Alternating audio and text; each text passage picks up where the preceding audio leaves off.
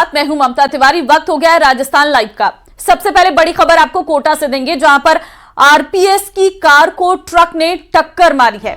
RPS Anil Joshi की car को बेकाबू ट्रक ने टक्कर मारी है। बेकाबू ट्रक ने आरपीएस अनिल जोशी की कार को पीछे से टक्कर मारी है। साइबर सेल के इंचार्ज अनिल जोशी और गनमैन घायल हुए हैं। हादसे में ट्रक के ड्राइवर की मौत हुई है। तालेडा थाना अधिकारी अजीत बागडोलिया मौके पर पहुंचे हैं। तो बड़ी खबर यह है कि कोटा से, जहां पर आरपीएस की गाड़ी को ट्रक ने टक्कर मारी है। आरपीएस अनिल जोशी की कार को बेकाबू ट्रक ने टक्कर मारी है। बेकाबू ट्रक ने आरपीएस अनिल जोशी की कार को पीछे से टक्कर मारी है। साइबर सेल के इंचार्ज अनिल जोशी और गनमैन इसमें घायल हुए। हादसे में ट्रक के ड्राइवर की मौत हुई है। तालेजा थाना अधिकारी अजीत बागडोलिया मौके पर पहुंचे हैं। तो यहां पर ट्रक के ड्राइवर की मौत की खबर है। ओम प्रकाश हमारे संवाददाता हैं फोन लाइन पे। ओम प्रकाश, आरपीएस की कार को ट्रक ने टक्कर मारी है, क्या खबर, किस वक्त की घटना? देखिए, देर रात की घटना है और तालेड़ा इलाके में जो है आरपीएस अनिल जोशी है, उनकी कार को बेकाबू ट्रक ने टक्कर मारी और टक्कर मारने के बाद जो है ट्रक पलट गई और हादसे में जो ट्रक चालक था राकेश, जो बालापुर का निवासी था, दर्दनाक मौत हो गई। हालांकि आरपीएस ऑफिसर अनिल जोशी और उनका जो गनमैन है उनको मामूली चोटें आई है। हालांकि कार भी पलट गई है और हादसे के बाद मौके पर पुलिस पहुंची है, डीएसपी सहित थानाधिकारी भी पहुंचे हैं और कार को सीधा करवाया और गंभीर घायल को ड्राइवर को अस्पताल ले जाया गया, जहां उन्होंने दम तोड़ दिया। हालांकि डीएसपी और जो गनमैन को उनको मामूली चोट आई, उनका भी प्राथमिक उपचार करवाया गया है और जो है तालेड़ा थाना पुलिस पूरे मामले की जांच कर रही है। और बताया जा रहा है ये तेज रफ्तार बेकाबू जो ट्रक है वो पीछे से जो है आरपीएस ऑफिसर की कार को टक्कर मारी और टक्कर इतनी जबरदस्त थी कि हादसे के बाद वो ट्रक पलट गई और पलटने के कारण ही उसके नीचे दबने से जो है ट्रक चालक की मौत हो गई। हालांकि मौके पर समय पर पुलिस पहुंच गई, घायल को अस्पताल ले जाया गया, लेकिन बचाया नहीं जा सका। फिलहाल तालेड़ा थाना पुलिस पूरे मामले की जांच कर रही थी। और आरपीएस अनिल जोशी को लेकर क्या अपडेट है, क्या वो ठीक है? जी, आरपीएस अधिकारी अनिल जोशी और उनका जो गनमैन है उनको मामूली चोटें जरूर आई है, प्राथमिक उपचार करवाया गया है बताया गया, लेकिन फिलहाल वो सुरक्षित है। उनकी कार जरूर क्षतिग्रस्त हुई है। ठीक है ओम प्रकाश, धन्यवाद आपका तमाम जानकारी देने के लिए। बीकानेर से अब बड़ी खबर आपको देंगे, जहां पर सिंचाई पानी की मांग को लेकर आंदोलन। आईजीएनपी प्रथम चरण में सिंचाई पानी को लेकर यह आंदोलन जारी है और आंदोलन पर सरकार गंभीर है। तथ्यात्मक रिपोर्ट के लिए सिंचाई अधिकारी और किसानों का बनाया डेलीगेशन। क्षेत्र के अलग अलग किसान प्रतिनिधियों का दल जाएगा पंजाब। खाजूवाला, रावला, घड़साना, अनूपगढ़ सहित नहरी इलाके में होंगे किसान। अधिकारी और किसान लेंगे हरीके बैराज तक पानी की पुख्ता रिपोर्ट। डेलीगेशन की रिपोर्ट के बाद तय होगा नहरों में पानी का फॉर्मूला। तो सिंचाई पानी की मांग को लेकर ये आंदोलनरत हैं। विक्रम हमारे संवाददाता हैं फोन लाइन पे। विक्रम, देखिए, एक समस्या सिंचाई पानी की और जिसको लेकर लगातार आंदोलन भी किया जा रहा है, बाकायदा इसको लेकर एक डेलीगेशन तैयार किया गया है। जी बिल्कुल, देखिए, क्योंकि ये जो सिंचाई पानी की मांग है वो केवल मात्र एक जिले की नहीं है।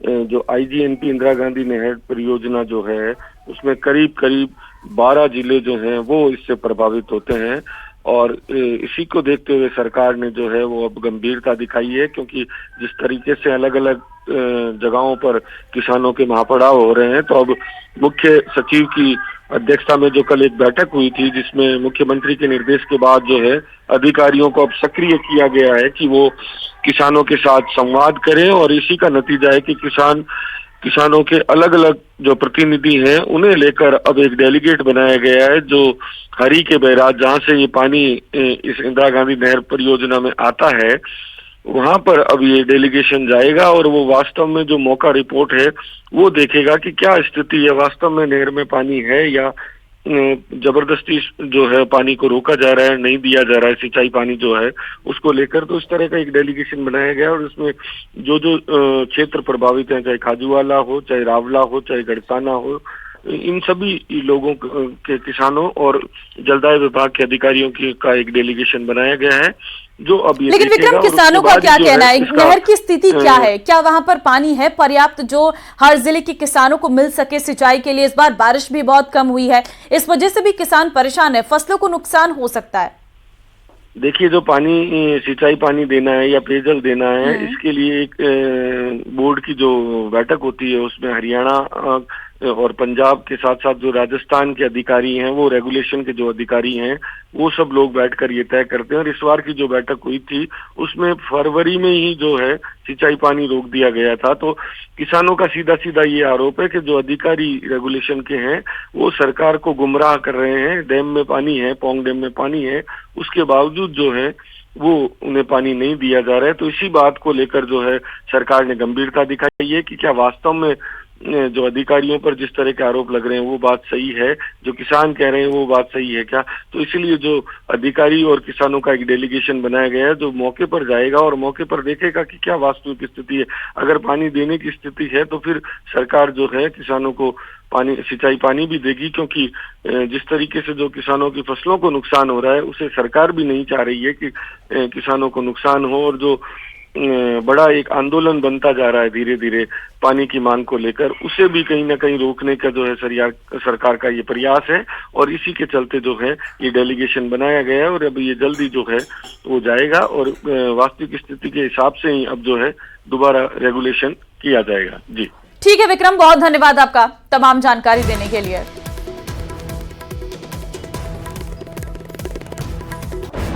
बीकानेर के छतरगढ़ से अब आपको बड़ी खबर देंगे, जहां पर 3 साल के मासूम के इलाज के दौरान मौत का यह मामला है। रात भर सीएचसी छतरगढ़ के आगे परिजनों का धरना जारी रहा। दरअसल नर्सिंग ऑफिसर और चिकित्सक पर लापरवाही का आरोप लगाया है। नर्सिंग ऑफिसर और चिकित्सा प्रभारी को एपीओ किया गया है। बीकानेर सीएमएचओ डॉक्टर पुखराज ने एक्शन लिया है। GNM Shravan Kumar, block CMHO doctor Mukesh Meena को एपीओ किया है। परिजनों ने गलत इंजेक्शन लगाने का आरोप लगाया है। फिलहाल अस्पताल के आगे धरना जारी है। अस्पताल की कार्य व्यवस्था को लेकर लगाए गए हैं 2 नए चिकित्सक, डॉक्टर विवेक सोनी और डॉक्टर महेश चौहान को छतरगढ़ अस्पताल में लगाया गया है। तो 3 साल के मासूम के इलाज के दौरान मौत का ये पूरा मामला है। परिजनों ने गलत इंजेक्शन लगाने का आरोप जो है वो लगाया है और ऐसे में रात भर सीएचसी छतरगढ़ के आगे परिजनों का ये धरना जारी है, जो अभी तक लगातार चल रहा है। नर्सिंग ऑफिसर और चिकित्सक पर लापरवाही का आरोप जो है वो लगाया गया था और इस दौरान नर्सिंग ऑफिसर और चिकित्सा प्रभारी को एपीओ भी किया गया है। बीकानेर सीएमएचओ डॉक्टर पुखराज ने इस मामले में एक्शन लिया है।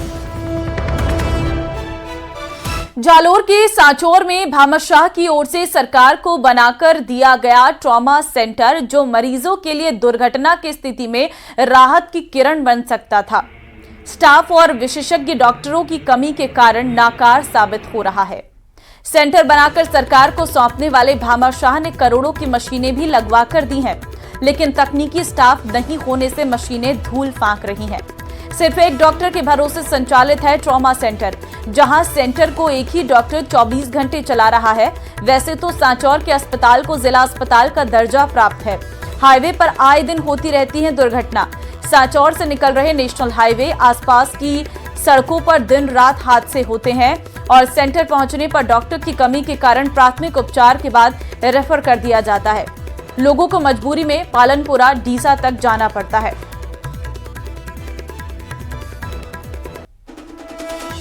भामाशाह ने अच्छे पैसे लगा के बढ़िया काम किया है और इसमें सिटी स्कैन की मशीन भी है, आईसीयू भी है और सीआर मशीन है और सब कुछ फैसिलिटी है। डायलिसिस की मशीन भी है, ब्लड बैंक की व्यवस्था है, पर डॉक्टर्स की कमी है सर। ऑर्थोपेडिक सर्जन में अकेला हूँ, इसके अलावा जनरल सर्जन की पोस्ट खाली है। सरकार बेहतर चिकित्सा सेवा का करती है, लेकिन धरातल पे परिस्थितियां कुछ और ही कहती हैं। जालोर का जिला स्तर का चिकित्सालय और उसका ट्रॉमा सेंटर बदहाली से व्यतीत है।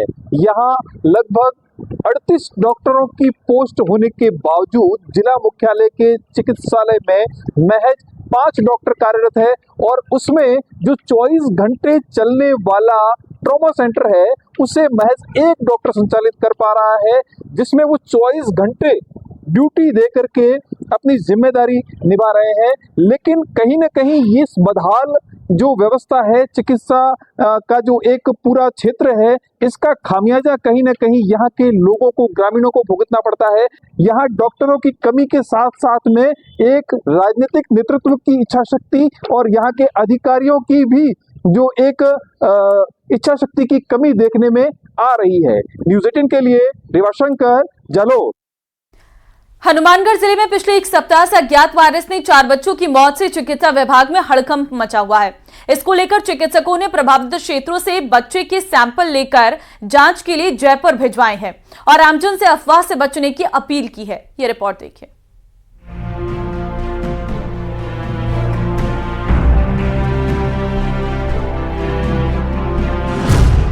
एक हफ्ते में 4 बच्चों की मौत। कौन सा वायरस फैला रहा दहशत? हनुमानगढ़ में हड़कंप। कंप्लीट रिपोर्ट देने के बाद इसको बताना चाह रहे थे, लेकिन अभी तक जो पुष्टि हुई है इन्फ्लुएंजा बी वायरस की पुष्टि हुई है। लेकिन इस वायरस से मौत नहीं होती है, इसलिए सैंपल दोबारा जांच के लिए भेजे गए हैं। तस्वीरें हनुमानगढ़ की है, जहां 4 बच्चों की मौत के बाद अभिभावक दहशत में हैं। हनुमानगढ़ जिले में पिछले एक सप्ताह में अज्ञात वायरस की चपेट में आने से 4 बच्चों की दुखद मौत हो चुकी है। इस मामले में चिकित्सा विभाग अलर्ट मोड पर है और चिकित्सा विभाग द्वारा जो ग्रामीण क्षेत्र हैं जहां पर बच्चों की ये मौत हुई है, वहां पर जाकर सैंपल भी लिए गए हैं। 4 बच्चों की मौत की वजह संक्रमण मानी जा रही है, लेकिन अभी तक स्वास्थ्य विभाग ने वायरस की पुष्टि नहीं की है। हालांकि विभाग ने गांव में सर्वे का काम शुरू कर दिया है। विभाग की एक टीम ने मृतक बच्चों के परिवार और आसपास की ढाणियों से सैंपल जुटाए और इन्हें दोबारा जांच के लिए जयपुर भेजा। विभाग ने आमजन से अफवाहों से बचने की अपील की है। बुखार, खांसी और जुकाम जैसे लक्षण दिखने पर बच्चों और बुजुर्गों को क्वारंटाइन रहने की सलाह दी है। जितने वायरल मार्कर्स हैं प्लस जो जेनेटिक डिजीज जितनी भी है उसके लिए सैंपलिंग करवा कलेक्ट करवा के हमने जयपुर SMS में भिजवा दी। हो सकता है शाम तक हमें रिपोर्ट पता लग जाएगी उसकी। और जांच में से घबराने की आवश्यकता नहीं है, क्योंकि रूटीन में सर्दी का मौसम है और जिन बच्चों की इम्यूनिटी डाउन होती है, बच्चे जो पहले से कमजोर होते हैं, उनमें इस तरह का खतरा हो सकता है। बाकी से सामान्य बच्चे हैं, उनको इस तरह से घबराने की आवश्यकता नहीं है। स्वास्थ्य विभाग के अनुसार प्रारंभिक जांच में इन्फ्लुएंजा बी वायरस की आशंका जताई जा रही है, लेकिन यह भी संभावना है कि कोई दूसरा घातक वायरस भी इन मौतों की वजह हो सकती है। फिलहाल जो है कोई बच्चा संक्रमित नजर नहीं आ रहा और चिकित्सा विभाग भी यही कह रहा है कि स्थिति कंट्रोल के अंदर है। फिलहाल तो जो सैंपल रिपोर्ट गई है उसके आधार पर ही पता लगेगा कि क्या वायरस था, क्या कारण रहा, मगर फिलहाल जो है कुल मिलाकर स्थिति कंट्रोल में है। राजू रामगढ़िया, न्यूज़ 18 राजस्थान, हनुमानगढ़। बढ़ते आगे, कोटा से बड़ी खबर आपको देंगे। अनियंत्रित बस पलटी है। यहां पर NH 27 कोटा 12 हाईवे पर यह हादसा हुआ है। आधा दर्जन से अधिक लोग इसमें घायल हुए हैं। घायलों को अस्पताल में भर्ती करवाया गया है इलाज के लिए। सिमलिया थाना इलाके के पुलाई कला में यह हादसा हुआ है। अहमदाबाद से भिंड जा रही थी बस में सवार थी करीब 60 से अधिक सवारियां। तस्वीरें आपके सामने हैं जहां पर यह हादसा हुआ है। फिलहाल वहां पर हाईवे बंद हो गया था। घायलों को अब अस्पताल में भर्ती कराया गया है। अनियंत्रित होकर बस के पलटने की खबर है। आपको बता दें, सिमलिया थाना इलाके के पोई कला में यह हादसा हुआ है। जबलपुर जिले की सागवाड़ा थाना पुलिस ने जेठाना बाईपास पर अफीम के साथ एक बाइक सवार युवक को गिरफ्तार किया है। पुलिस ने युवक के कब्जे से 258 ग्राम अफीम बरामद की है। सागवाड़ा थाना अधिकारी मदन लाल ने बताया कि नशे के अवैध कारोबार के खिलाफ अभियान चलाया जा रहा। बाइक चालक नगदी आरनोद निवासी है और फिलहाल पुलिस आरोपी से पूछताछ कर रही है।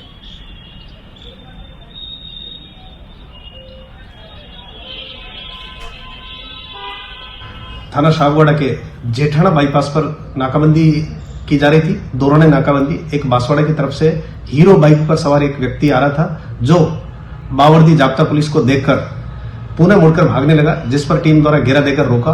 उसे नाम पता पूछा तो उसने अपना नाम शांतिलाल पिता मांगीलाल थोरी, निवासी नागदी, थाना अरनोद, जिला प्रतापगढ़ होना बताया।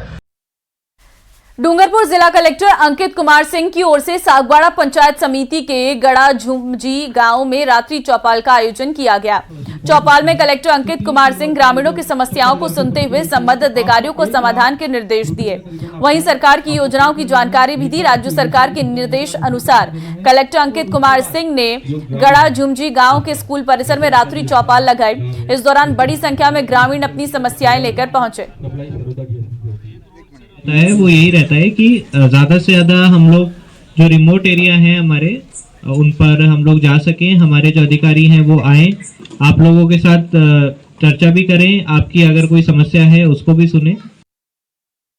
प्रधानमंत्री नरेंद्र मोदी के आत्मनिर्भर भारत तथा विकसित भारत 2047 की कल्पना में हमारे वैज्ञानिक भी दिन रात लगे हुए हैं। झुंझुनू जिले के पिलानी में संचालित केंद्र सरकार के सीरी के वैज्ञानिकों ने अब देश का पहला पेशेंट मॉनिटर सिस्टम बनाया है, जो जल्द ही बाजार में आने वाला है।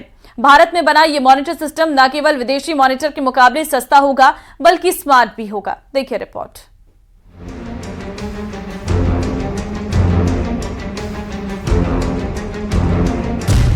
CSIR सीरी के वैज्ञानिकों का कमाल।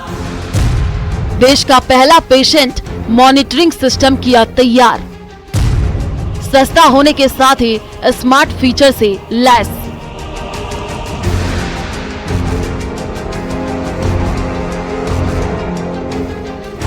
झुंझुनू जिले के पिलानी में चल रहे केंद्र सरकार के council of scientific and industrial research centre के वैज्ञानिकों ने कमाल कर दिखाया है। इन वैज्ञानिकों ने देश का पहला पेशेंट मॉनिटरिंग सिस्टम तैयार किया है, जो सस्ता होने के साथ साथ स्मार्ट भी होगा। इतना ही नहीं, कार्डियक अरेस्ट जैसे हालातों में भी ये मॉनिटर सिस्टम पूर्वानुमान लगाने में काफी हद तक मददगार साबित होगा। पेशेंट हॉस्पिटल में एडमिट होता है और क्योंकि डॉक्टर तो हरदम मॉनिटर नहीं कर सकते, तो हमने एक ऐसा इंस्ट्रूमेंट डेवलप किया है जिसका डेटा डॉक्टर को रिमोटली, चाहे घर पे भी वो अपना यदि चेक करना चाहे, तो जो वाइटल पैरामीटर्स होते हैं जैसे ब्लड प्रेशर हो गया, ग्लूकोज हो गया, ईसीजी हो गया और जितने भी हार्ट रेट मॉनिटरिंग है, ये है, वो सब डॉक्टर्स को उसी टाइम तत्काल कि पेशेंट को हालत क्या है वो देख सकते हैं। देखने के साथ साथ फिर वो अपने जो स्टाफ है, नर्सिंग स्टाफ है, उसको इंस्ट्रक्ट भी कर सकते हैं कि उनकी दवाई चेंज कर सकते हैं या उनका जो केयर बेटर तरीके से कैसे हो सकता है। ये एक हमने अफोर्डेबल ये भी सिस्टम बनाया है और उसकी टेक्नोलॉजी भी हमने अलग अलग कंपनीज को दी है। वो आज कई अस्पतालों में इनका प्रयोग हो रहा है। पेशेंट मॉनिटरिंग सिस्टम तकनीक को देश की 2 से 3 कंपनियों को दिया गया है, जो जल्द ही बाजार में इसको उतारेगी। CSIR के वैज्ञानिकों के मुताबिक बाजार में पहले से ही उपलब्ध पेशेंट मॉनिटर सिस्टम की कीमत जहां 50,000 रुपए है, वहीं CSIR ने जो सिस्टम तैयार किया है उसकी कीमत काफी कम है। वहीं बाजार में भी ये अधिकतम 25% कीमत तक उपलब्ध हो जाएगा। हमारा जो सिस्टम है, हमारे सिस्टम में डेटा डायरेक्टली नर्स स्टेशन पे आ जाता है वायरलेस टेक्नोलॉजी का यूज करके, तो नर्स रिमोटली मॉनिटर कर सकती है सारे पेशेंट्स को और वो उसके बाद डायरेक्ट क्लाउड पे चला जाता है। तो डॉक्टर अपने चैम्बर से ही सारे पेशेंट को जितने भी हॉस्पिटल्स में हैं उसके अंडर में वो मॉनिटर कर सकता है और based on the criticality of the patient he can divide his time. एक तो ये है, उसके बाद हमने इसमें AI एल्गोरिथम भी इंप्लीमेंट करने का कोशिश कर रहे हैं, वो एक आने वाले टाइम में हम करेंगे, जिससे कि जो भी कार्डियक इवेंट्स होते हैं, जैसे आजकल हम सुनते हैं कि झटके से कार्डियक अरेस्ट हो गया पेशेंट को, तो हमारा जो सिस्टम है वो पहले से ही कार्डियक इवेंट्स हो गई या फिर हाइपोग्लाइसेमिक इवेंट्स हो गई, ये सारे पहले से ही इंडिकेट कर देगा, तो जो टाइम रहते जितना भी एक्शन लेना है वो लिया जा सकता है। बाजार में फिलहाल मौजूद मॉनिटरिंग सिस्टम बेसिक डेटा पर काम करते हैं, लेकिन CSIR सीरी ने जो सिस्टम बनाया है उसमें डिजिटली सब कुछ सेव रहेगा।